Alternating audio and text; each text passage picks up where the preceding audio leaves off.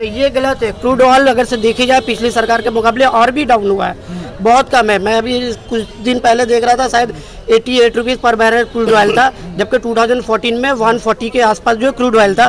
फिर भी उस टाइम में 60-65 के आसपास में पेट्रोल डीजल का प्राइजेस था, बट अभी 100 हो रहा है, जबकि क्रूड ऑयल जो है 64-70 के समथिंग है। देखिए, भारतीय जनता पार्टी की सांप्रदायिकता राजनीति ने पश्चिम बंगाल में बहुत असर किया है।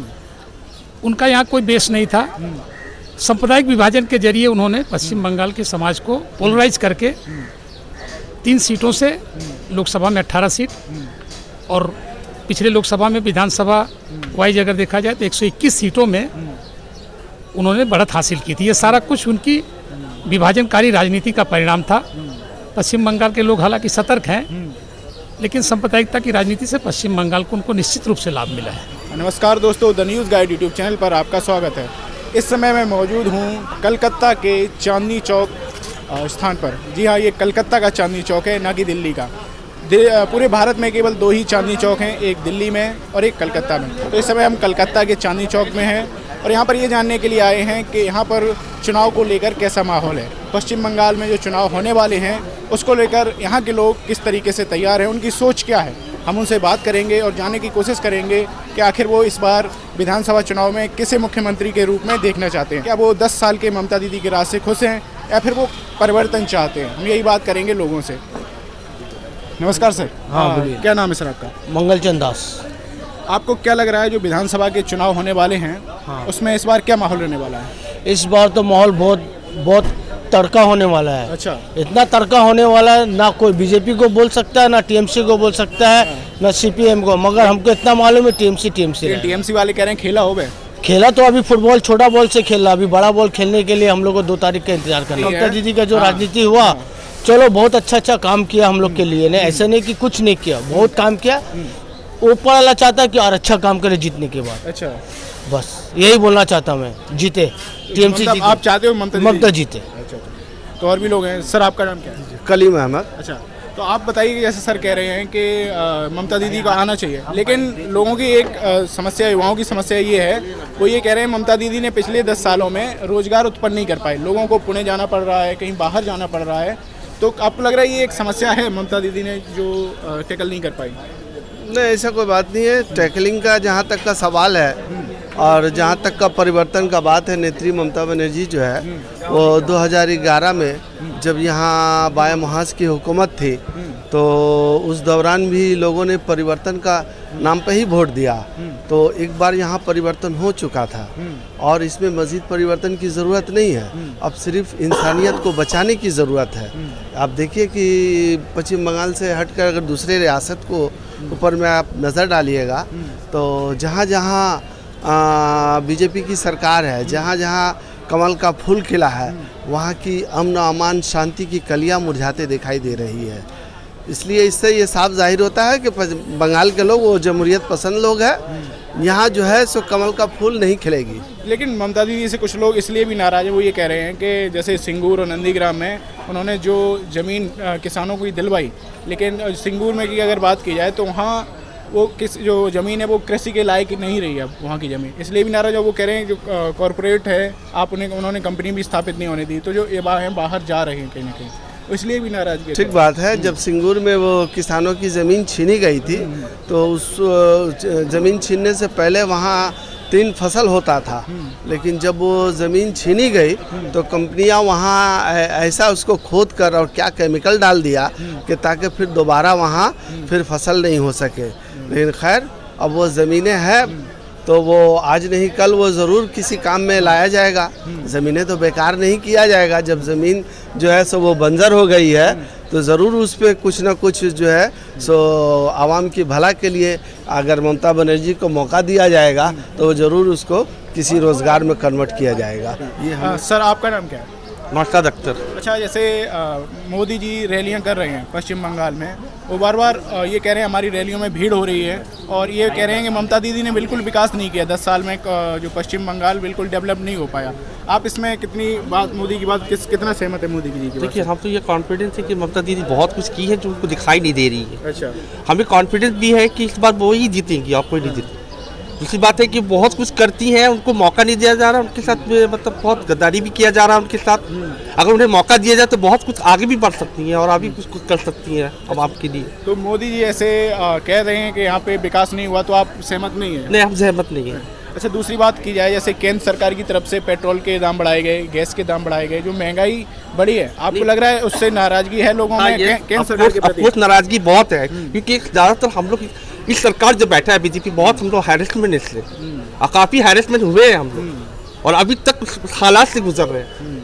अच्छा, जैसे अभी हमें सर बता रहे थे कि जो बंगाल के चुनाव हैं उनको 8 चरणों में कर दिया गया, जिसकी वजह से यहाँ का जो मार्केट है वो बहुत ज़्यादा प्रभावित हुआ है। जो व्यापारी वर्ग है, क्योंकि वो कह रहे हैं जो ज़्यादातर जो व्यापार करने लोग आते हैं वो नहीं आ पा रहे हैं, वो रुपए लेके नहीं आ पा रहे हैं, कई जगह चेक इन चल रही है। सही है, हाँ, बिजनेस जल जा रही है, बहुत हालात ख़राब है, बिजनेस का भी हालत बहुत पोजीशन ख़राब है, कुछ कर नहीं पा रहे हैं हम लोग। तो जैसे और भी लोग हैं, सर आपका नाम क्या है? खालिद।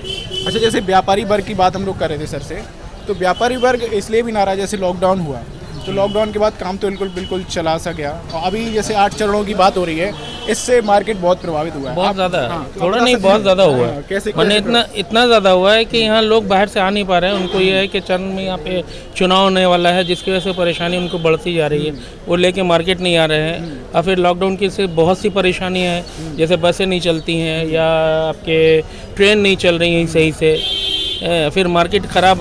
वहाँ से जब बाहर से लोग नहीं आएंगे तो यहाँ माल कौन ले जाएगा? 8 चरणों में चुनाव के पीछे आप कुछ राजनीति मानते हैं क्या, किस वजह नहीं से? तो हम लोग को समझ में क्या आएगा, हम लोग राजनीति करते नहीं, लेकिन फिर भी राजनीति ही है। और क्या है कि एक बार में होना चाहिए, 2 बार में होना चाहिए, 8 का कोई मतलब नहीं होता।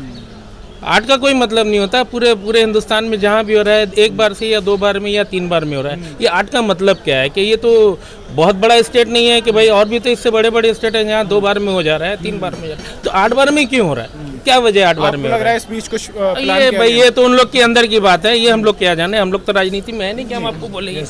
यहाँ के आम आदमी की बात की जाए, जो लोकल आदमी हैं यहाँ पे, हमने सर से पूछा, गैस के दाम बढ़ गए, पेट्रोल के दाम बढ़ गए, तो जब उनमें ये गुस्सा है ही, तो फिर मोदी जी इतना कॉन्फिडेंस से कैसे कह सकते हैं कि हम यहाँ जीतेंगे? वो तो हमेशा कॉन्फिडेंस से बोलते हैं, जब वो आए थे तब भी बोल रहे थे, आज भी बोलते हैं। हाँ। उनको ही कॉन्फिडेंस है और दूसरे को कोई कॉन्फिडेंस ही नहीं है। अच्छा, क्या समझे? अच्छा, लोग ये भी कह रहे हैं कि जो मेन स्ट्रीम मीडिया है, हम लोग सोशल मीडिया से हैं, लेकिन जो मेन स्ट्रीम मीडिया है वो यहाँ का सच नहीं वो दिखाती। तो हकीकत में सच नहीं दिखाती। उसने सच दिखाया कहाँ? आज तक आपने जितने चैनल देखे कोई सच नहीं दिखाता।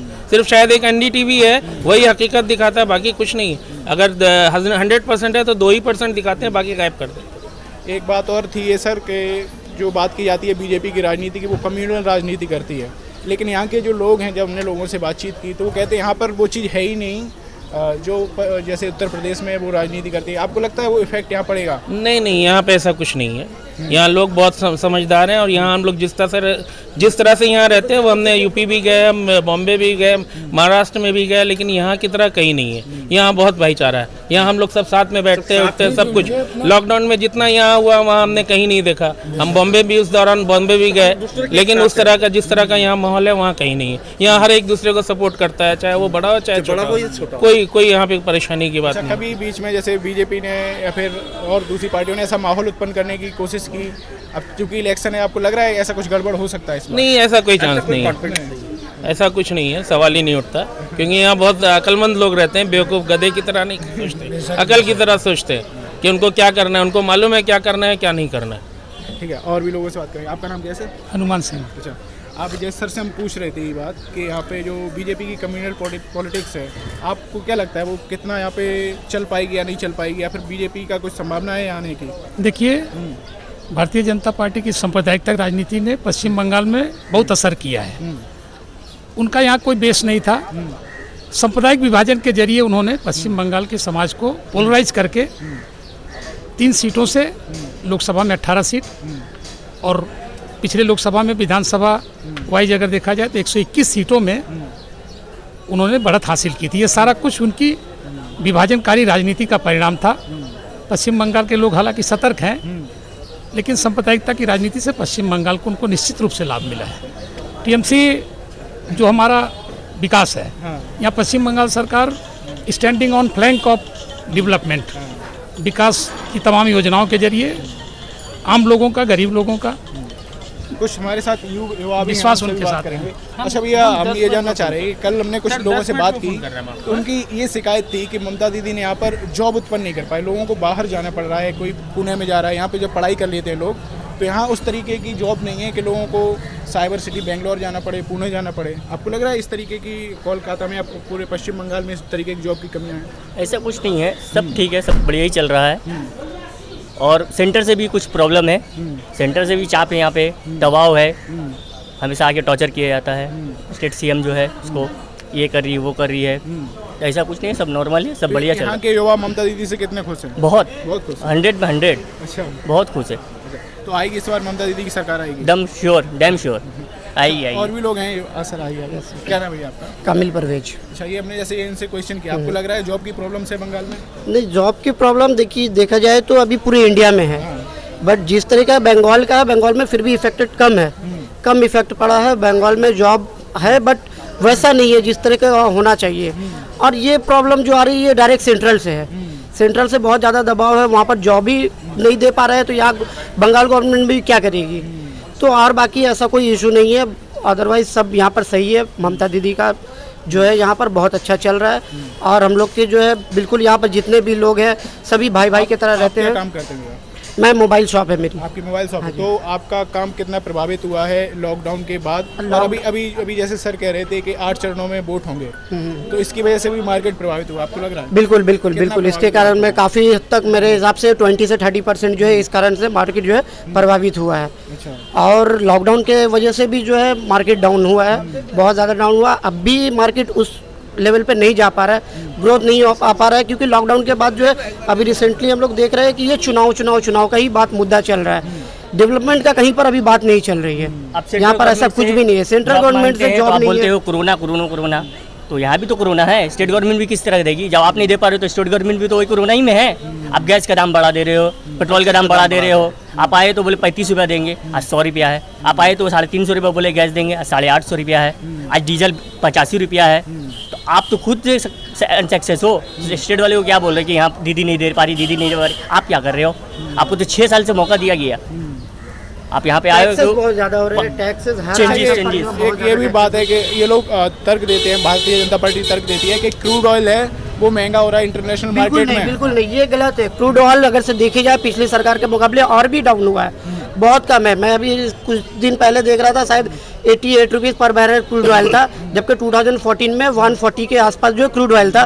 फिर भी उस टाइम में 60-65 के आसपास में पेट्रोल डीजल का प्राइजेस था, बट अभी 100 हो रहा है, जबकि क्रूड ऑयल जो है 64-70 के समथिंग है। आपको लग रहा है कि ये सरकार चाहे तो ये कम हो सकता है, लेकिन वो बिल्कुल बिल्कुल बिल्कुल चाहे तो कम हो सकता है। इस पर टैक्सेस हटाने चाहिए, कम करने चाहिए, उसके हिसाब से जो है ये कम कुछ हो लोग सकता है। इसके पीछे तर्क दे रहे हैं कि अगर पेट्रोल डीजल के रेट बढ़ रहे हैं, सरकार उस पर टैक्स लगा रही है, तो वो आपके फायदे के लिए ही तो यूज हो रहा है। नहीं, फायदे के लिए किस तरीके का फायदे के लिए यूज होता है? इससे पहले फायदा नहीं हो रहा था। टैक्सेस के और भी बहुत सारे साधन है, बहुत से लोग ITR फाइल करते हैं, हर आइटम पे आपको जो है GST दे रहे हैं, सभी चीज पे GST इंक्लूडेड है, तो फिर से एक्स्ट्रा टैक्सेस क्यों?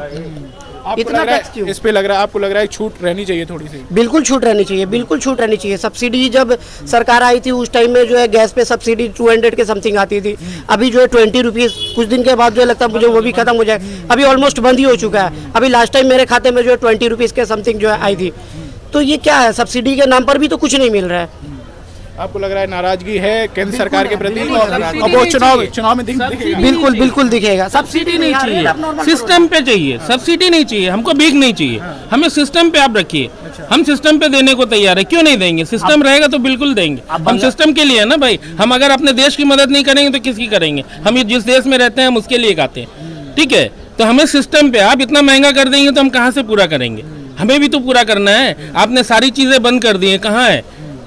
फिर एक बंगाली है जो अभी आप तो बेहतर जानते हैं, बंगाल टॉप पे है बिजनेस में आज के वक्त में, लॉकडाउन के बाद से ही टॉप में चल रहा है। तो आप सिस्टम पे कीजिए ना, जितना टैक्स लेना है सिस्टम पे आइए।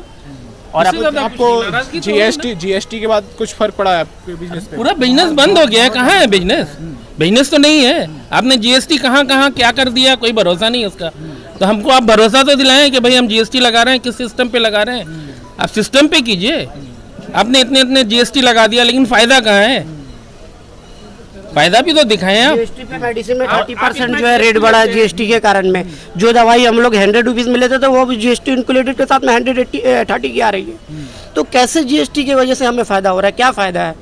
हम 100 की चीज़ टैक्स देकर पहले वो ये लेते कह रहे थे। हैं पहले कई सारे टैक्सेस लगते थे, उन्हें हमने केवल एक दूसरे ठीक है, कोई दिक्कत नहीं है, आप सारे टैक्स हटा के एक टैक्स लगाओ, बट टैक्स लगाने के बाद में प्राइस 30% बढ़ जाएगा तो फिर कैसा टैक्स? वो तो उससे अच्छा है कि आप थोड़ी थोड़ी जो है वैट ले लो, ये ले लो, ये ले लो, पर प्राइस तो एक एवरेज में होनी चाहिए। परेशानी नहीं थी उस वक्त, सारे टैक्स होने के बाद ज्यादा लग रहा है। आप कह रहे हैं बहुत ज्यादा टैक्स था, तो जीएसटी में फिर उतना क्यों है? तो ये तो लेवल पे आना चाहिए ना, लेवल पे क्यों है? ये बहुत सही है, ठीक है, जीएसटी आप हालांकि सारे हम टैक्स लोग- हटाकर जीएसटी लगा रहे हैं, कोई दिक्कत नहीं है, पर जीएसटी की एक लिमिट होनी चाहिए, एक होनी चाहिए। मुझे पहले कोई सामान 100 में मिलती थी, 4 टैक्स लगाकर, वैट है जो भी है सारे टैक्स लगाकर 100 की मिलती थी। आपने सारे टैक्स हटा दिए, जीएसटी लगाया आपने, जीएसटी लगाकर भी आप 100 में ही दो, कोई दिक्कत नहीं है मुझे। आप जीएसटी लगाकर 130 में दे रहे हो तो क्या फ़ायदा है फिर? तो आप देख सकते हैं किस तरीके से जो व्यापारी वर्ग है उसमें एक गुस्सा है, वो चाहे टैक्सेस को लेकर हो और जो चाहे महंगाई को लेकर हो। यहाँ पर आम लोग भी थे जिन्होंने कहा कि गैस के और पेट्रोल के दाम बढ़े हैं जिसकी वजह से पूरी महंगाई बढ़ी है, और वहीं जो जीएसटी है उसकी वजह से उनका काम प्रभावित हुआ है। लॉकडाउन के बाद जिस तरीके से दुकानें बंद हुई थी और वो दोबारा से वापस आ पा रहा था काम, लेकिन फिर से जो चुनाव हैं वो उन्हें 8 चरणों में किया गया, जिसकी वजह से जो व्यापारी वर्ग है उनका जो मार्केट है वो काफ़ी डाउन हो गया है। तो आपने देखा कि कहीं ना कहीं मोदी सरकार के प्रति यहाँ बहुत नाराज़गी है और पूरी तरीके से वो यहाँ चाहते हैं कि ममता दीदी की सरकार फिर से बने। और इनका ये भी कहना था कि पिछले 10 सालों में ममता दीदी ने जिस तरीके से काम किया था उससे वो बहुत खुश हैं। आपको ये वीडियो कैसा लगा हमें कमेंट बॉक्स में ज़रूर बताइए। धन्यवाद।